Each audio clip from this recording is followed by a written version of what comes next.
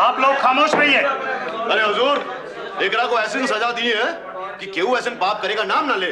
उजागर, तुम चुपचाप अपनी जगह खड़े रहो, शांत रहो। हाँ महुआ, तुम्हारा जो आदमी कह रहा है क्या वो सच है? तुमने अपने बच्ची को मारा? कहा बोली हुजूर, जबान खोले की वजह ही से तो ये दिन देखे को मिले। ये हम पर बहुत अत्याचार केले। बिहा के बाद से सुख के एको दिन न देखने को मिले। महुआ ने अदालत को बताया कि 2 बरस पहले उजागर से उसकी शादी हुई थी और ये कि उजागर का बर्ताव उसके साथ अच्छा नहीं रहा। रोज वो उसे पूरी तरह मारता पीटता था। जब बात उसके बर्दाश्त से बाहर हो गई तो उसने पंचायत बुलवाई।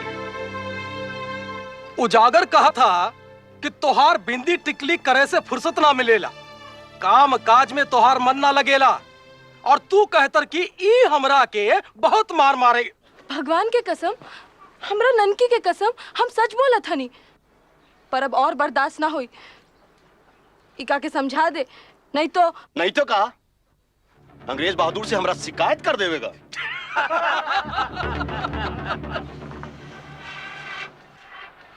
बिरादरी के सामने हमरा नाक कटाई के खुश हो गेला तू।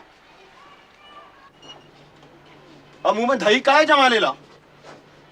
अरे तुपरिया में तो बहुत बकर बकर करत रही, अब घूरत का है?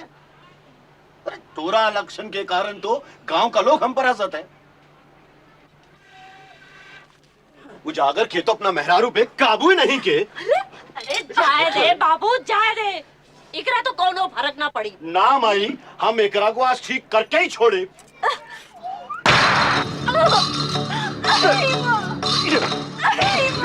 जाए दे, जाए दे, जाए दे, जाए दे, जाए दे। हम तोरा घर एक को पैर ना रही। हम अपना बाबूजी के घर चले जाए। ननकी का छोड़ दे, नहीं तो हमसे बड़ा कौन ना हुई। चौखट से पांव आगे बढ़ाओला तो तोड़ टंगली तोड़ देगा। चुपचाप बैठलवा घर में।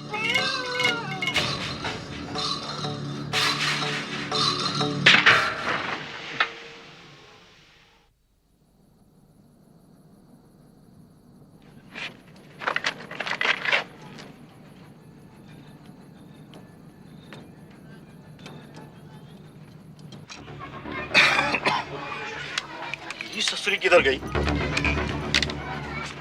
भाग गई चुड़ैल। अब ये ससुरी हमरे से नहीं बची। अरे बाबू, जरा शांति से काम लेन। अरे कछु ऊंच नीच ना कर बैठी। महुआ,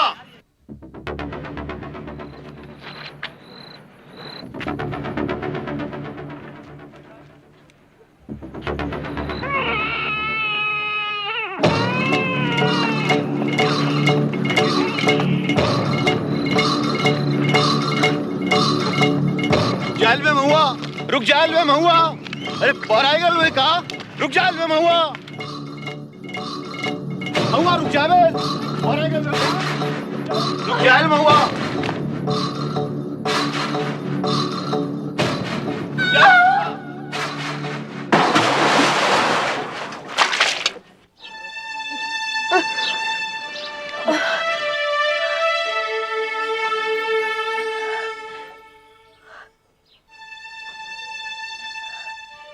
लोग काहे जमा भइल बा?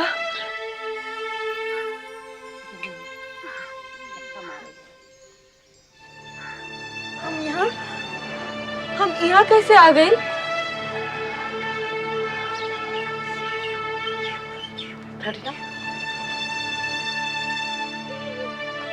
ते अपना मर्द के जिंदगी भर पूजा करा, तोरा तो उके मौत के मुंह से बचा ली। नहीं तो कुआं में पड़े सड़त रही। ननकी, हमार ननकी कहाँ बा? ननकी, तू एकरा के हाथ में लगाइए। ते हमार ननकी के।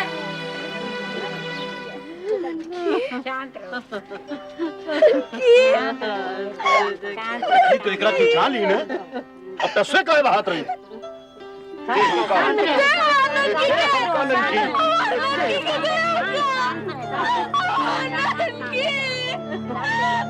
ननकी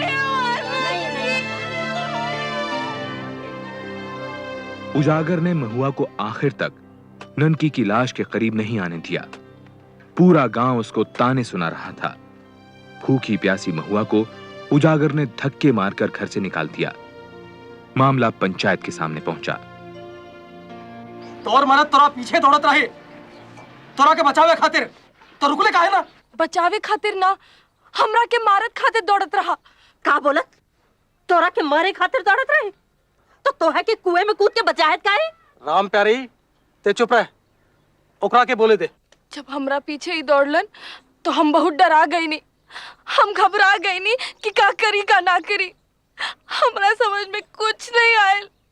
सामने कुआं देखे उमा जाकर कूद गई नी। ननकी को लेके हम कूद गई नी। सरपंच जी, वही दिन इतना गुहार कईनी कि हमका बचाए ले, हमका बचाए ले। पंचायत में क्यों ना सुने? अब देखी का होए, हमरा लड़कियों से छीन गए। अपनी लड़की को मारी के बाप हमरा सर पे चढ़ावल चाहत। डाइन है डाइन, अपने बच्चे को खा गई। देखो गजब होई कमा। हम मार दे नी ननकी के, हम मार दे नी ननकी के,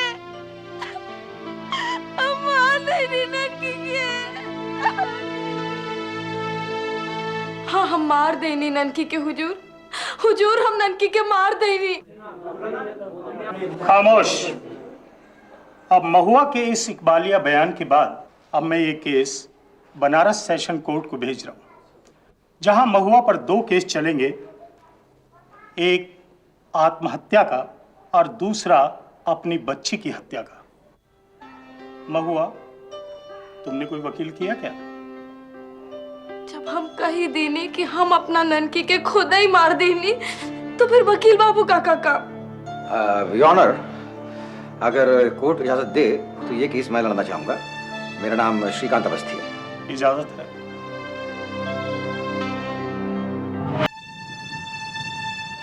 गांव के रूढ़िवादी माहौल में महुआ ने पंचायत बुलाने की हिम्मत की, अपने पति के अत्याचारों के खिलाफ आवाज उठाई। शायद यही बात मार्क्सवादी विचारों वाले श्रीकांत अवस्थी को भा गई और वो महुआ को इंसाफ दिलाने में जुट गया। महुआ जमानत पर छोड़ दी गई।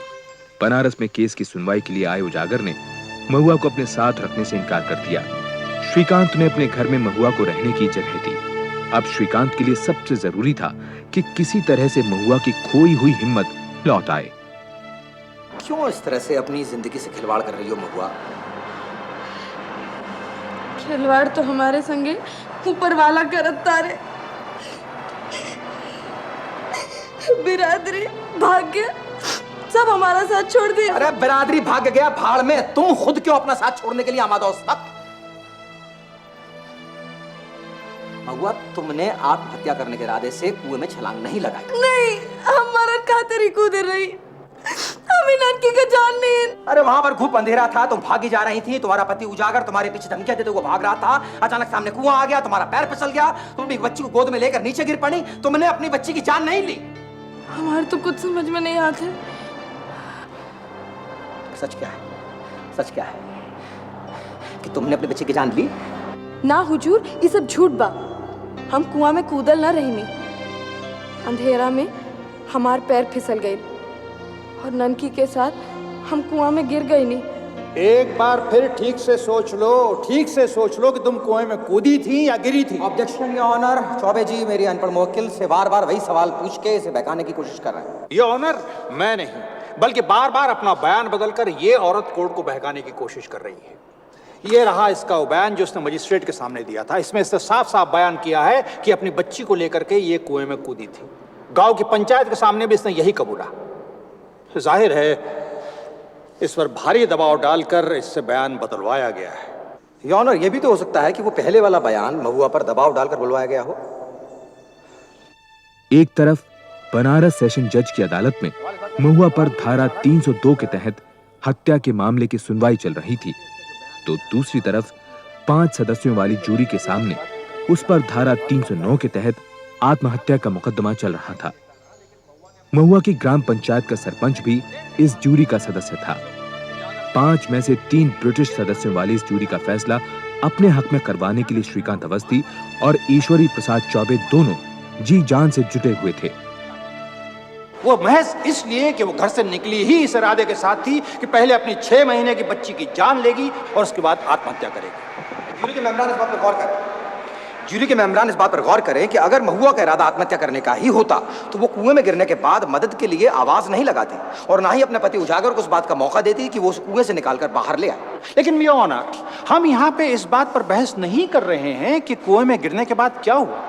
हम यहाँ बहस कर रहे हैं सेक्शन 309 के अंतर्गत आत्महत्या की कोशिश पर। सेक्शन 309 में यह बिल्कुल साफ लिखा हुआ है कि आत्महत्या का फैसला जब तक पूरे होशोवास में नहीं लिया जाए तब तक उसे आत्महत्या नहीं माना जा सकता। और महुआ जब कुएं में गिरी तो ये कोई सोच समझने के बाद में आत्महत्या करने का फैसला नहीं था, बल्कि अपने पति उजागर के खौफ से बचने के लिए एक बदहवास सी कोशिश थी, क्योंकि उसे डर था कि उसका पति उजागर उसे मार डालेगा। और अब मैं आपकी इजाजत चाहता हूं कि मैं उजागर को कटघरे में पेश कर सकूं।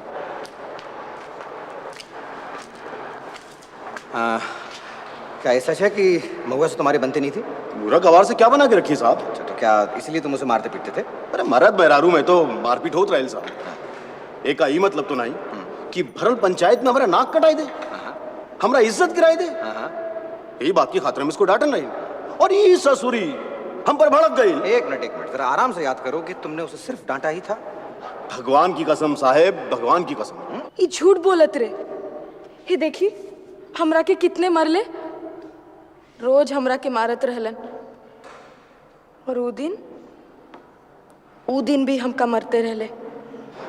क्या महुआ सच कह रही है? उस रात उजागर ने महुआ को मारा था कि नहीं? एकरा के तो लच्छा नहीं आई सन भा, मार खाए वाला हमेशा अपनी मनमानी करत रही। अच्छा, और उस रात जब उजागर महुआ को ढूंढने के लिए निकला तो वो क्या कह रहा था? ई कहलस आज ससुरी हमारे हाथ से न बची।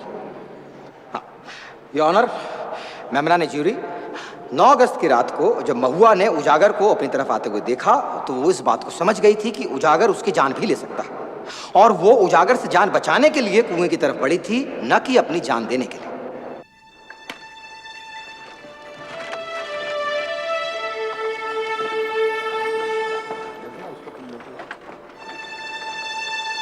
का जाता नहीं, ये रास्ता तो रेलवे स्टेशन की ओर जाता नहीं। चौबे जी, ये ससुरी भागती है। अब अपना केस बिगड़ जाए चौबे जी। अरे भागते कहाँ हो? कहाँ भाग के जा रहे हो? और वो भाग कर आखिर जाएगी कहाँ? इससे तो उनका केस बिगड़ेगा। चौबे जी, हम ओकरा वकील बाबू को नहीं छोड़े। अरे अरे उजागर, ए उजागर, उजागर! ये क्या होता भाई? जब केस हारन लगल हा तो भगवा को भगा दी। जब तो अगर तोरा बेटी मरल रहे ता तोरा के पता चले। क्या बकवास कर रहे हो? ये कोई टाइम है आने का? वाह जी वाह, महुआ को तो भगा दे और हमका कहते रहे कि टाइम है आने का। क्या किसने भगा दिया महुआ को? महुआ, महुआ काहे नौटंकी करत रहे? रहू तो स्टेशन की ओर जात रहे और तू हमका नौटंकी कर रहा। अरे जात की तरह ससुरा।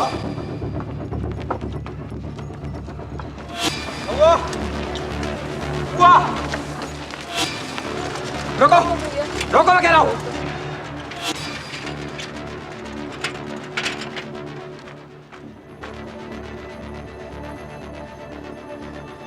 क्या मजाक है ये?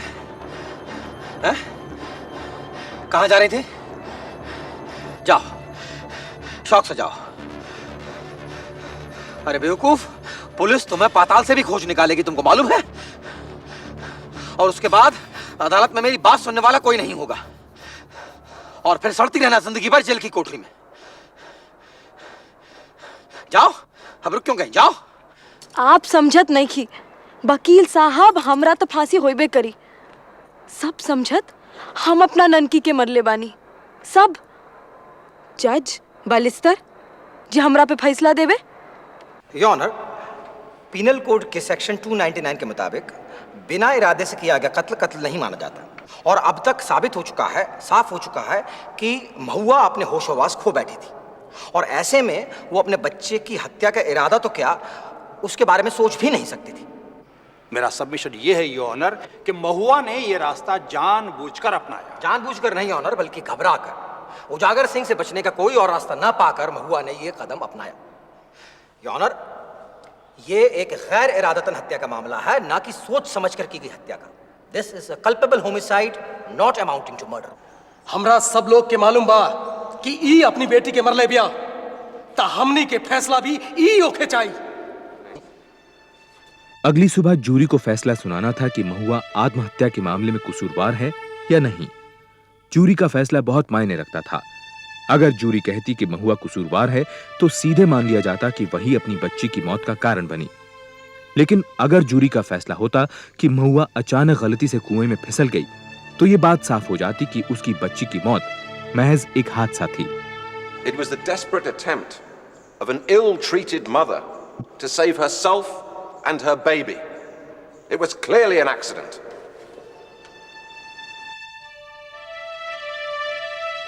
चूंकि महुआ पर चल रहे दोनों मामले जुड़े हुए थे, इसलिए तय किया गया कि आत्महत्या पर जूरी का फैसला हत्या का केस सुन रहे जज के सामने ही सुनाया जाएगा। Has the jury reached a verdict?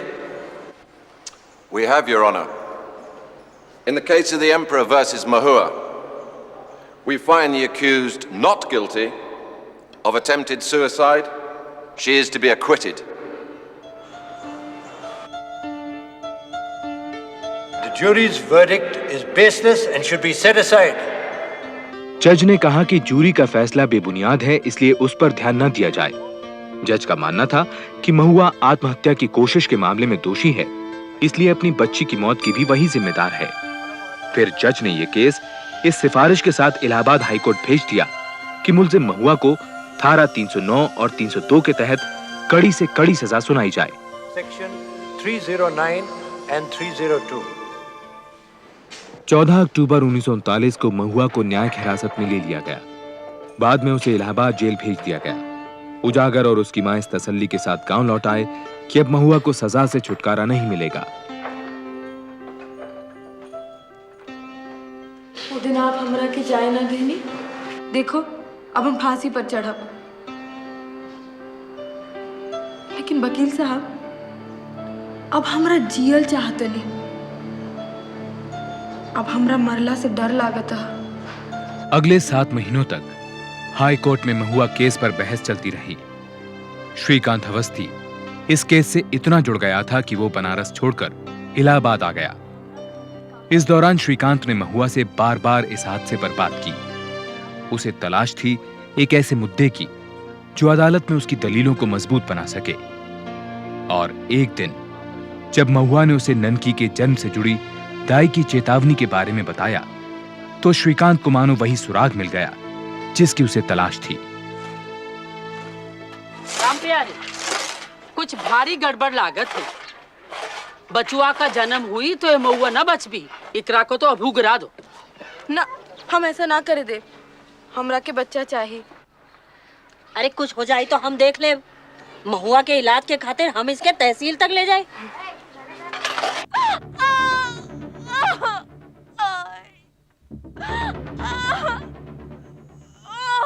शाबाश शाबाश। इकरा के तो बहुत खून गिरा थी, अब ते न बच भी। मरला से नहीं खे डरल, हमरा बच्चवा के कछु ना होए के चाहिए।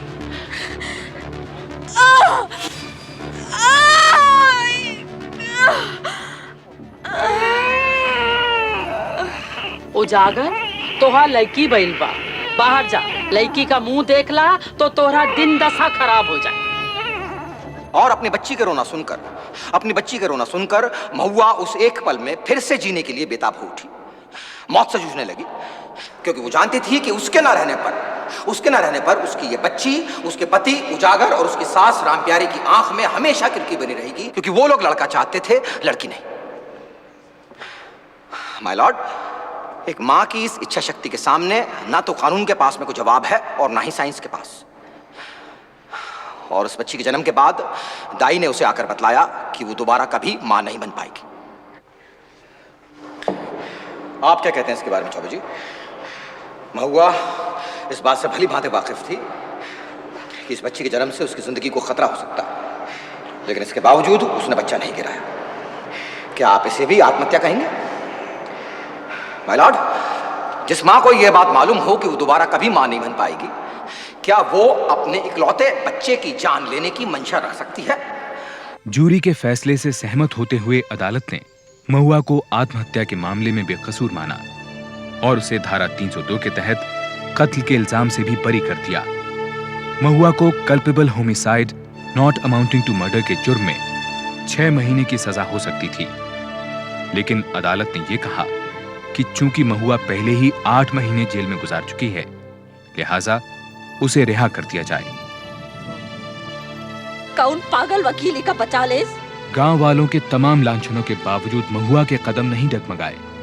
उसने अपने दम पर पूरी जिंदगी गांव में ही गुजारी। महुआ ने जब आखिरी सांस ली, तब हाई कोर्ट के फैसले को 30 साल बीत चुके थे।